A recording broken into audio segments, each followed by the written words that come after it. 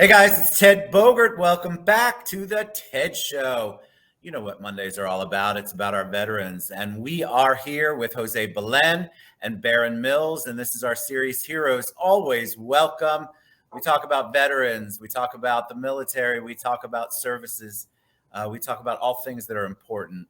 We want to engage our community, get behind our veteran community, and learn more about what's out there. You guys always ask me, hey, Ted, how can I get involved? How can I support our veterans? So every week we are going to be highlighting and spotlighting somebody affiliated with veterans and the military and what services are out there.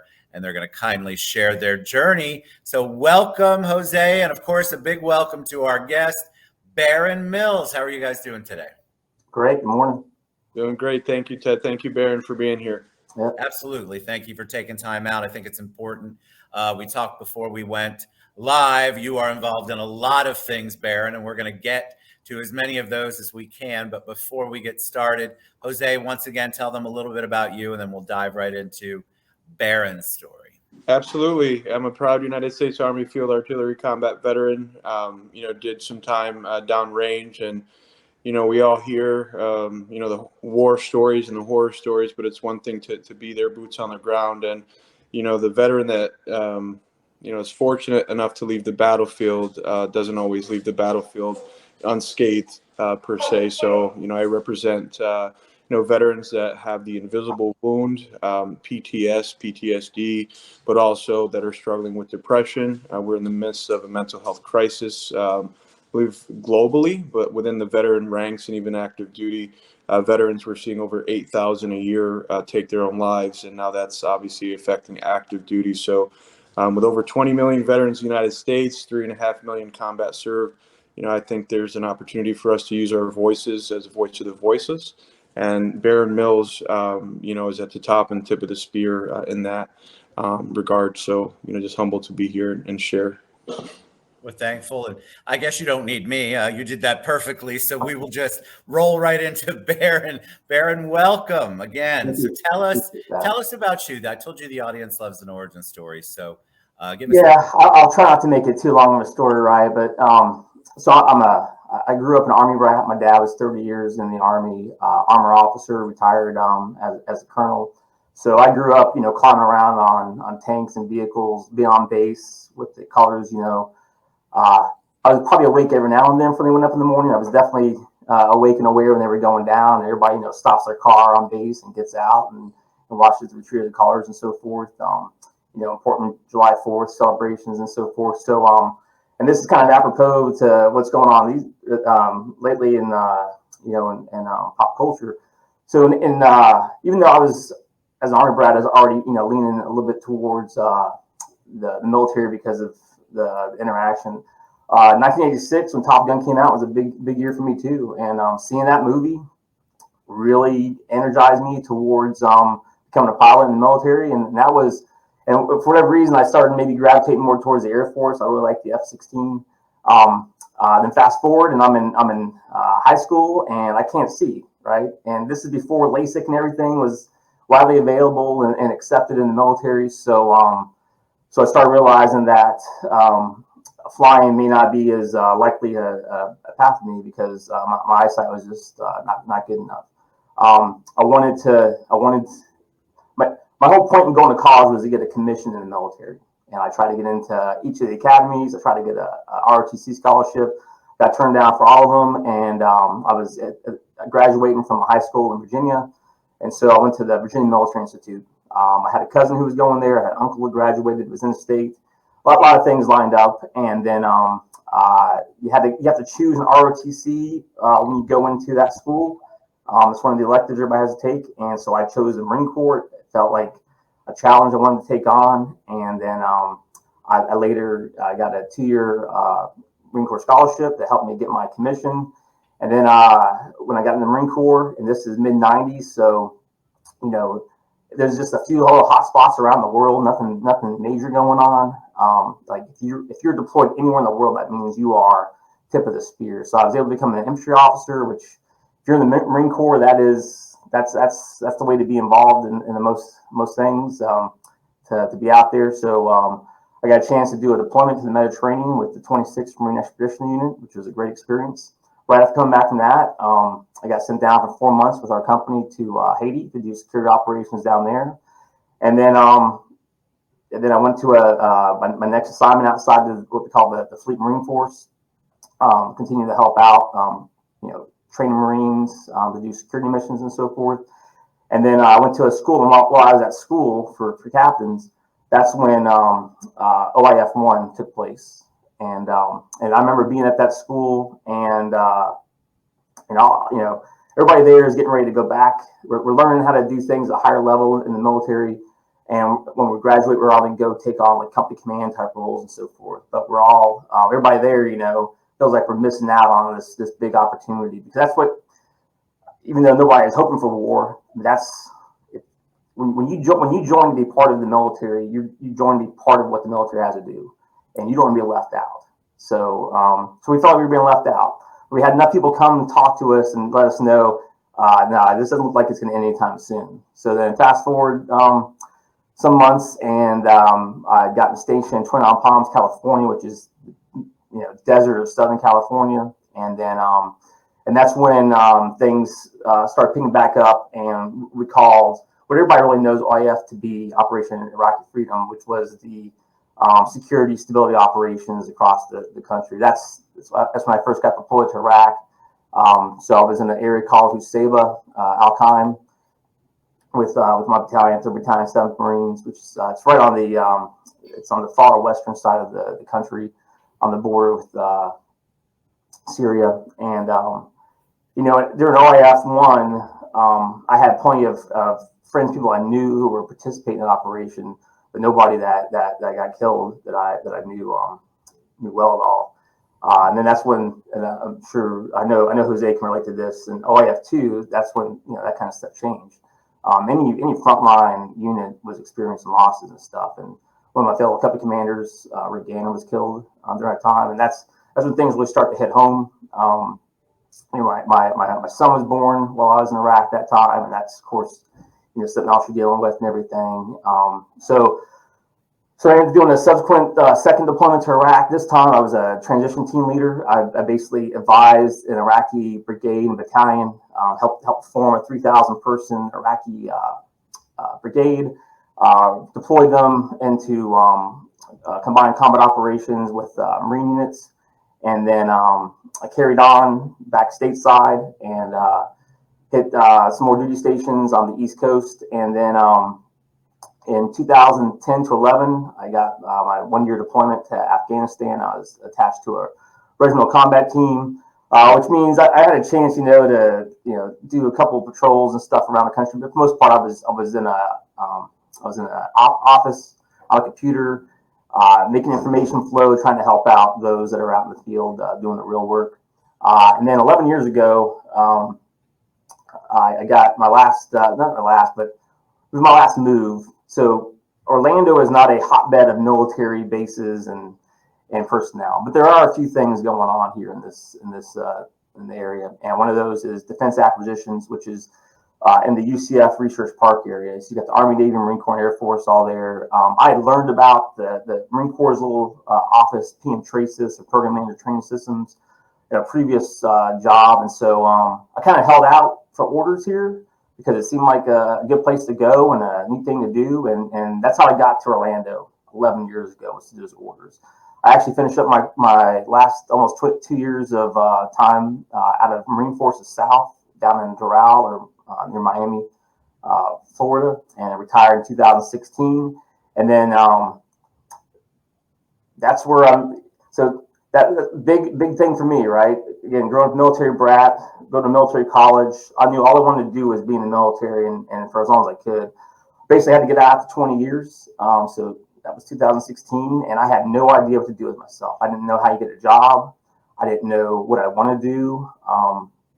And so I stumbled, kind of luckily maybe not, into a program manager's role. It was a good lateral move for me, maybe even kind of an upwards move for me as far as a job goes. The pay was exactly what I needed, leaving the military, to make up for what I was losing salary wise. But I didn't like the job at all. I left it just after a year. And since then, I've been on my vision quest, if I would call it, Your trying to vision figure out, quest, I love it. yeah, trying to figure out what to do with myself. I think I know what that end, I think I know what I'll be doing with myself in the end. But there's like anything, there's all these other things I got to go through in order to get into the right spot for that. But really, for the last 5 years, I've been. Let me ask you something, because I think it's important. We talk about it on every show, and then I want to learn more. The transition out, you said you stumbled. How did you finally find a place? You said it was just by chance, but tell me what you did, because we have a lot of vets that will ask after these shows. Anytime we do a veteran show, they want to know, listen, I'm going through that. So what did you do to make sure that you did get on the right path? So I guess I'm kind of on the right path. I haven't settled into what I need to be doing yet. I think I know what that is, and some things going on in my life right now don't allow me to be in that place yet. But I think I know what it is, but inevitably it can all be framed the same way for us. It's finding purpose, right? So even those service members who leave and are like, I can't wait to get out of here. They're like flipping stuff off and everything as they leave. 6 months later, so they're missing it. They're not missing the formations and all the crap you got to go through to be part of the military. Sometimes they're missing the big mission they were a part of and the team that they're a part of. This is especially for. I know diversity, equity, inclusion's big focus these days. You're never going to find a more diverse and integrated workforce in the military. There is by far no more. I think better representation of America than what's going on in the military and so forth. So you get thrown into that environment, and you're all forced to work towards a common cause. And everybody's got different reasons for going to the military, but in the end, those reasons mold into, hey, we're trying to get the mission done and so forth. And so I think so those that are struggling after. And this goes a lot with even those that are, I think, have some of the mental health struggles. It's purpose. You need something greater than yourself to focus on. You need something that you feel gives you that drive and reason for being. And some people that's a good job. Some people it's running a business. Some people it's volunteer efforts. So that's why I think. So when we talk about the things I'm involved in, I think that they all point towards that. It's finding ways to help veterans and the veteran community, meaning primarily military spouses, find that new purpose after they left the military community. That's beautiful. And thank you for your service, by the way. It's funny because I say that sometimes, and I'm never sure how that's received. I got scolded once, but I'm very thankful, and I mean that from the bottom of my heart. So I do appreciate it, but it's I love being in the military. That is all. It's all I wanted to do, and I do still miss it most days. I have dreams about somehow getting pulled back into the fray and so forth because you do miss it so much. But you can thank me for it, but I did what I love doing. I love that. Good answer. Thank you. All right. So tell me about the organizations before we went live. You are involved in a lot of things. So you talked a little bit about it. You're kind of moving through purpose, finding your purpose. You are absolutely doing a lot of that, and you're doing it with multiple organizations. So tell us about what you're working on. Yeah, and I wrote them down to make sure I don't forget them. His behavior. I would have had to do the same thing. There's basically so there's 6 organizations I would say I give my time to, and I give it that it could be a couple hours a month, it could be many hours a month. Some get a little bit of months off here and there, but so Camaraderie Foundation, which is a Orlando-based national nonprofit. Jose talked about the Invisible Wounds of War.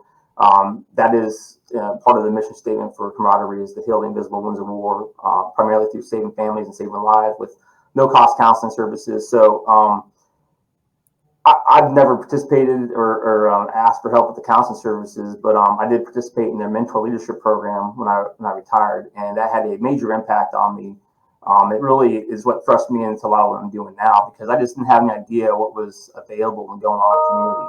So along with that program to introduce me to a lot more that was going around Central Florida, and also I earned a seat in Leadership Orlando.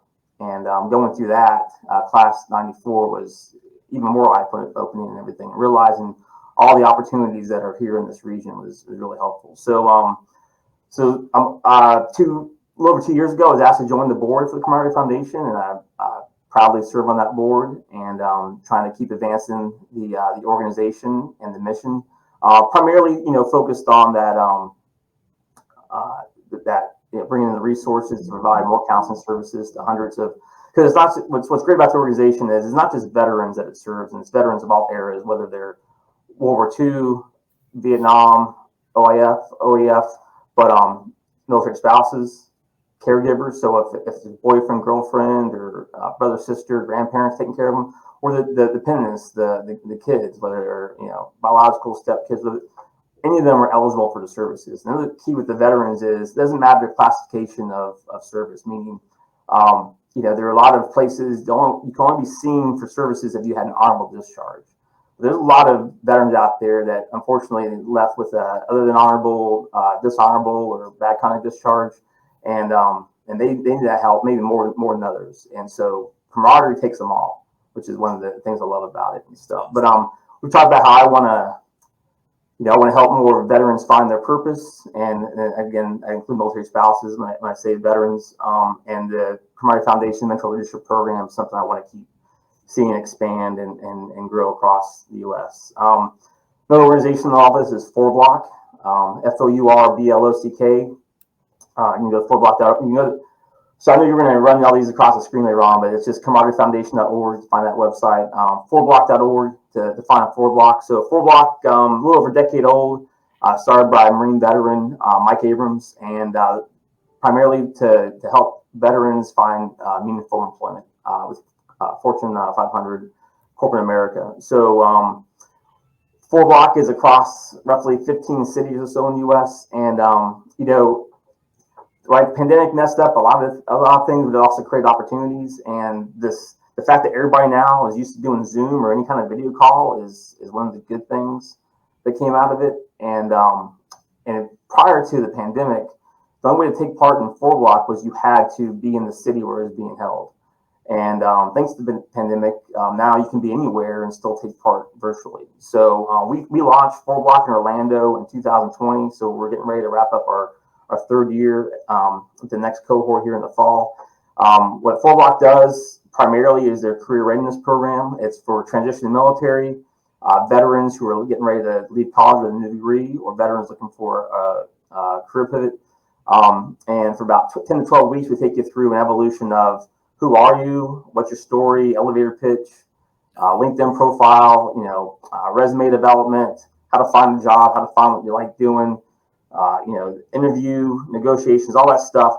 But along with that, the key is that every week there's a new corporate host, right? So here for Orlando, you're meeting with ADP, with Amazon, Advent Health, Truist, SpaceX, organizations through the Manufacturers Association of Central Florida.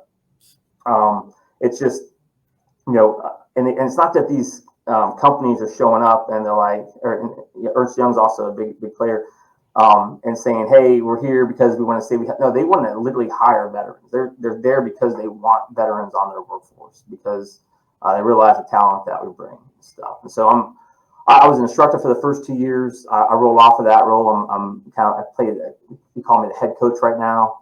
But I believe 4Block is the key to a lot of veterans finding that purpose that they're looking for through employment. And I hope to keep watching that organization grow and get bigger. Florida Association of Veteran Businesses, or FAVOB for short, for basically 2019, 20, and 21 yet. For almost 3 full years, I was the executive director. The first one, now Stu Smith, the Army vet over at COCO's, the CEO of the organization. So FAVOB is a 501c6 not-for-profit established to advocate on behalf of veteran-owned businesses in the state of Florida. So I'm involved with all these different nonprofits, and I'm sure you guys can relate. It's a lot of work to grow and sustain a nonprofit, and I don't care how long something's been around. It feels like every day is day one. It's like we're just getting started because part of it's because we have so far to go. We know what the potential is. So that's pretty much what it was at FAVOB. And FAVOB is nowhere close to what it will be in the end. But we've come, so far, more than double the membership in the last few years. And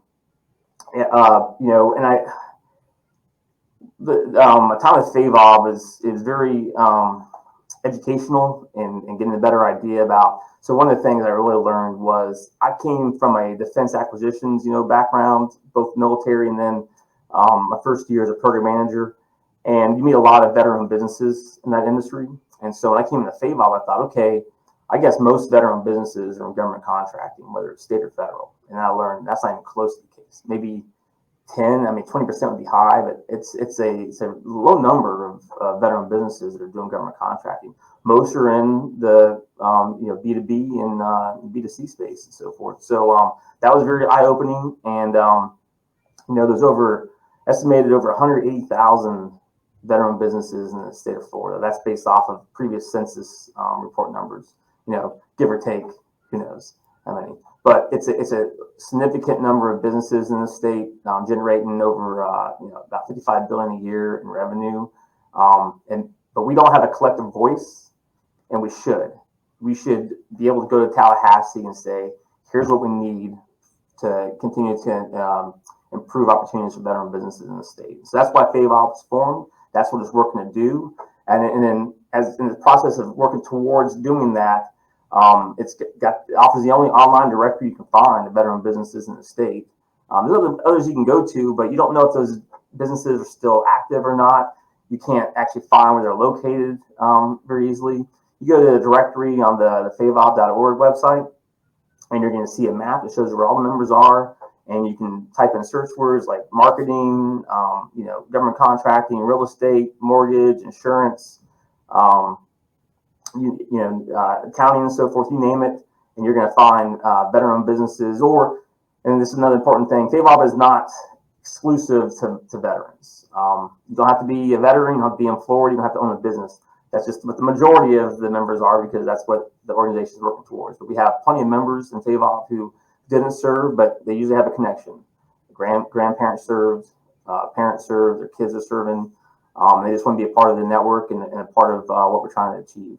So I encourage anybody who's looking for great business partners or folks to get product services from to check out favob.org.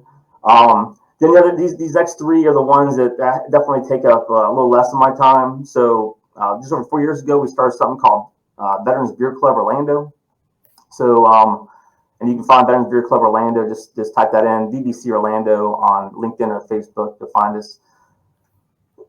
So when I was a program manager, over the year I was in that role, I hired 18 people, and 2/3 of them were veterans. And I saw a lot of resumes as you do as a hiring manager, and I just realized, holy cow, we're really bad at this. We're really bad as veterans at explaining what we've done and selling ourselves to an employer.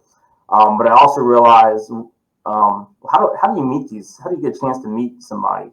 And of course, networking is a key way. And networking on LinkedIn is important, and I stress it. But networking in person is even more important, because that's how you really build that personal relationship is going to matter. So, anyways, and I'm sorry, I'm keeping track of time there. I'm like, all right, I got to make sure I start getting. I'm more worried about your time, my friend. But so I participate in plenty of networking events across Central Florida. But none of them are just for veterans who are looking for job opportunities. Most of them are all very welcoming to veterans, but some of them are purely focused on the defense industry or business development and so forth. Where do veterans go to meet others that can help them? If you want to get into Disney, if you want to get into Advent Health or find the right smaller business, where do you meet those people? And there was nothing that existed. So 2017, I saw this post about Veterans Beer Club, a group out of San Diego, and it said, hey, every month we get together at a brewery in the area, and we welcome all transitioning military and veterans to come together and network and help each other out. And I was like, we need that here. So I stumbled across an Army vet named Brian Clark. Got a few other guys involved and kicked it off. After we started, Marine vet named Jason Leary finally retired and got heavily involved. And we just started, it's nothing more than that. Every month, we pick a brewery around the area and we say, come on out. And whoever shows up, meets great people and has a great conversation and learns about opportunities that probably didn't know existed. We're looking for those veterans and spouses who are brand new to Central Florida, so we can help you find out what's going on sooner than later. We're looking for those that are looking to find a new job opportunity. And we're looking for those that they love what they do, but they want to help others get into the same company industry that they're in and so forth. Then Veterati.com is another place I give my time. So everybody, two most important things I think to anybody coming out of the military or looking for opportunities is mentoring and networking. And so we all need mentors. I don't care how successful, especially if you look at the most successful folks out there, they all have coaches or mentors that they rely on. And I think a lot of particularly junior enlisted folks don't realize the importance of having mentors. And so, and I go back to the Camaraderie Foundation's mentor leadership program. That was when you go through that, you get two local mentors, usually business leaders in the area, that really just help you get more connections and start figuring things out a little faster. So we all need mentors. So Veterati.com is like this a la carte menu of thousands of veterans and non-veterans across the U.S. who will help veterans and military spouses out. So I'm on there. Sometimes I have 5 or 6 conversations a month. Sometimes I have just one or none. I'm available to whenever folks want to reach out to me and so forth. But I will tip my cap a little bit on the top 20 of all mentors out there as far as time given. So you don't have to be, again, a veteran to be a mentor on that site. So just go to veterati.com. If you want to make yourself available to anybody out there, then put yourself on there, and I know you'll serve somebody well. And then the last one I'm going to throw out there is the Central Florida chapter of the 1st Marine Division Association. Really small group of Marines. I'm almost always the youngest person in the room, at 48. A lot of Vietnam vets. We just had our bi-monthly meeting this past Saturday and celebrated Hawk, who's one of our members. His 99th birthday will be June 15th. He's a World War II veteran, served in three separate battles there. So I like being around Marines when they get a chance. And the whole purpose of us getting together is just to be with each other. We do learn about the community around us and stuff. We always have some great guests coming in. We just had Concerned Veterans for America talk to us this past Saturday. We're going to have Fairways for Warriors talking to us in October. And then we're going to have the Military Officers Association of America coming in and talking to us in December and so forth. So that's the 6. Wow. That's the 6 veteran-related focused organizations that I participate in. It's probably more than I should be doing, and I used to do more, and I eliminated some of those things because I knew it was too much, and I've gotten it, I think, narrowed down pretty good right now. I really probably should be doing even a few less, but I don't know how to quit some of this stuff, and Jose knows the feeling too, right? 100%. How do you say no to somebody who says I can use your help? You don't.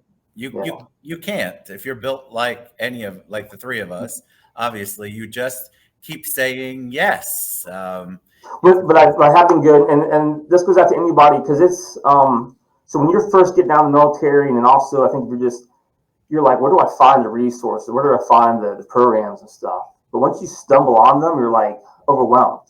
It's like, well, how do I pick here and stuff? And so again, I've become more cognizant of my time and my abilities, and I have turned down some requests to join some boards and roles in the past couple of years, and it's because I know I can't be everywhere and do everything. And a lot of this, right? In the end, we're talking about most of these are they're nonprofit. The Veterans Beer Club is not a nonprofit; it's just a group. It's just a group. That's it. Everything else is nonprofit, and nonprofits need funding, and so there's no way I could sign up to be across multiple nonprofits that all need major fundraising because how do you pick it? So that's why, it's really, for me, it's the Camaraderie Foundation. That's the one board that I'm on. That's who I'll focus on, trying to assist in the fundraising piece as far as the 501c3 goes. I mean, that to me, that makes me look like I'm not doing anything. That's what it feels like. It's just, it's a beautiful thing though. And what I want, and I'm cognizant of your time, we're going to share all of those websites that Barron mentioned. I'll put all of the links below. You guys will be able to click on them. And obviously Barron is on social media. He's on LinkedIn and Facebook, and we'll tag all of those as well. It's just such an honor to have you guys on. I learned about organizations today I didn't know about. And that's the thing. Everybody's got a unique passion or comfortability level. And so by providing all of that, Barron, it's just a huge, big deal. Can I give myself one or 2 more minutes real quick of airtime? You got it, man.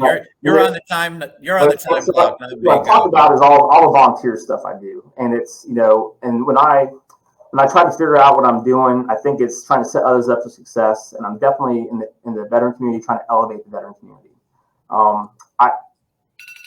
I feel like there's too much of a narrative coming across that veterans are in constant, like there's this major homelessness problem going on, and we're all broken and stuff. And there's a lot of veterans that need help, but the vast majority of us just need put in the game. We're just looking to be valued in the workplace and so forth. And so, and the more of us that get into those roles that we are qualified for and can shine in, the more we'll keep, lifting the rest of the stuff. So I want to elevate the veteran community, but I don't get paid for any of this stuff, right?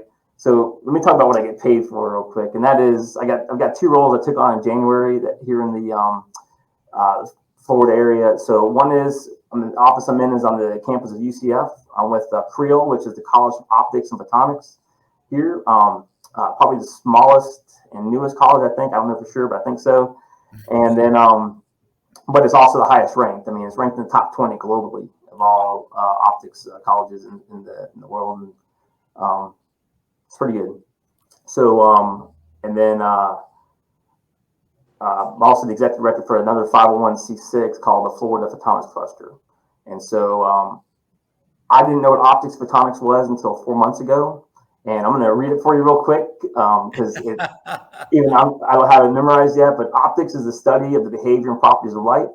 This includes how light interacts with matter, along with the development of equipment to use and detect light. Photonics is the physical science application of light, like photons, hence photonics. This includes the generation, detection, and manipulation of light. And so what does that mean? Well, what this means is this stuff we're talking about is LEDs, lasers, sensors, fibers, fiber optics, cameras, optical scanners, medical imaging. This is stuff we use in the energy sector, health and medicine, advanced manufacturing, transportation, communications, you name an industry, this stuff is being used in it. And so what I wanted to end this with is to let people know that this industry exists. It is very high paying, whether you are simply a certified technician or you have a bachelor's, master's, or PhD. And whether it's here in companies in Florida or across the U.S. globally, this industry is short on qualified folks. They are desperate to find folks willing to get into this industry and do some really exciting stuff. I mean, as a whole, laser's only like 60 years old or so. Yeah. So it's a fairly brand new area and so forth. I'm also going to let you throw up the floridaphotonics.org website, because on there is a link you can go to download a 60 careers and photonics career guide and learn about some great opportunities here in the Central Florida area for those looking for a new career field to go into. Well, I think if I could just chime in, Barron. Please. I'm like still taking it all in, Barron. The core takeaway from this is leadership. And Barron, you're one hell of a leader. And that's one thing the military, teaches us. You lead from the front. It's not about you. It's about those who trust you to lead them. And that's why this is so important. We have over an estimated 280,000 transitioning military members a year. So that's almost 250,000 new veterans every year are, back here stateside. And so, having these organizations and having these different resources, it's all about empowerment. It's all about giving that purpose again, but it's also with a trusted leader. I always say, if you trusted us to go to war in another country and do honorable work there at 20, imagine what we can do now when we're in our 40s and we're dads now, and we're really, passionate about making change. It's really, heartbreaking to think that there are veterans out there today, as we sit here, on this, that really feel that they have no purpose in life. And it's maybe because everyone else has counted them out, but we haven't, and they can't count them out either. Yeah, now everybody's needed, everybody's valued, but it can be hard to find that little niche that makes you feel that. And so that's definitely, I think, through a lot of what I'm doing, I hope to touch more and more veterans and military spouses and help them find that purpose. Well, that's breaking the mold. It's as veterans, we don't talk about things, we kind of keep that, inside. And it's like, no, we have an ability now, even though, we may be quote unquote labeled disabled. That's not what you are. You are enabled, and enabling each other, and really focusing on the unity within the community, right? So, we can all win. And that's that leapfrog approach that we see in battle, and I have no doubt that, this video will definitely lives and potentially save some. So thank you, Barron. I hope so. Thank you. Thank you, Barron. Thank you, Jose. Barron, thanks for taking the time out. I promised you 30 minutes over. I apologize. You guys are amazing. God bless. And let's reach out. I'll put all of the links in there that Barron's going to send me. If you have a veteran, a service, something that you want to spotlight here on the show, please reach out to me or Jose. Barron, I'll see you soon. Thank you guys so much. Have a great day. Thank you. And hey, if you're out there struggling with PTSD today, so you know what? I may have PTSD, but PTSD doesn't have me. So that's anyone out there that's going through something today inside. It'll be okay. We're here for you. All right. See you guys later. Thank you both so much. Bye, everybody.